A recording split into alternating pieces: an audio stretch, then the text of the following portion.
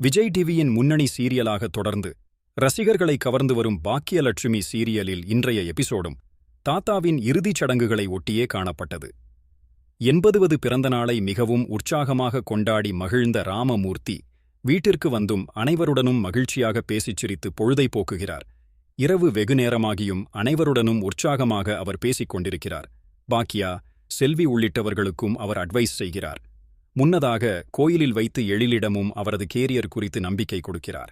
இந்நிலையில் அன்றிரவு வெகுநேரம் முழித்துக் கொண்டிருக்கும் அவர் ஒரு கட்டத்தில் தூங்க செல்கிறார். தூக்கத்திலேயே அவரது உயிர் பிரிய பாக்கியா, ஈஸ்வரி உள்ளிட்ட குடும்பத்தினர் அனைவரும் நிலைகுலைகின்றனர்.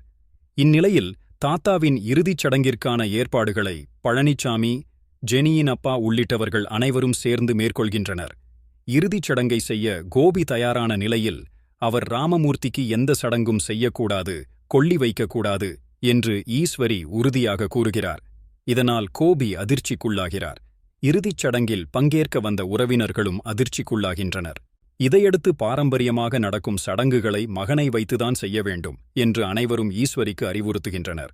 ஆனால் வாழும்போது தன்னுடைய கடமையை சரியாக செய்யாத கோபி, அவர் இறந்த பின்பு செய்வதால் என்ன பயன் என்று கூறும் ஈஸ்வரி, யாருக்கெல்லாம் தன்னுடைய இந்த முடிவில் உடன்பாடில்லையோ அவர்கள் அங்கிருந்து சென்றுவிடலாம் என்றும் தானே தன்னுடைய கணவனின் இறுதிச் சடங்கை செய்து கொள்வதாகவும் கூறுகிறார்.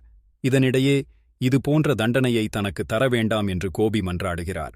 இதையடுத்து ராமமூர்த்திக்கு ஒரே மகன்தான் இருப்பதால் கோபி செய்யவில்லை என்றால் அவருக்கான சடங்குகளை யார் செய்வார்கள் என ராதிகா உள்ளிட்ட அனைவரும் கேட்கின்றனர். இதற்கு தங்களின் மகளாக தங்களை எப்போதும் அரவணைத்து செல்லும் பாக்கியாதான் ராமமூர்த்தியின் இறுதிச் சடங்குகளை செய்ய வேண்டும் என்று ஈஸ்வரி உறுதியாக கூறுகிறார். இதனால் அனைவரும் அதிர்ச்சிக்குள்ளாகின்றனர். ஈஸ்வரி அடுத்தடுத்து தவறான முடிவை எடுப்பதாக ராதிகா கூறுகிறார். இது தன்னுடைய முடிவில்லை, மரணத்திற்கு முன்பு தன்னுடைய கணவரின் முடிவு என்று ஈஸ்வரி கூறுகிறார்.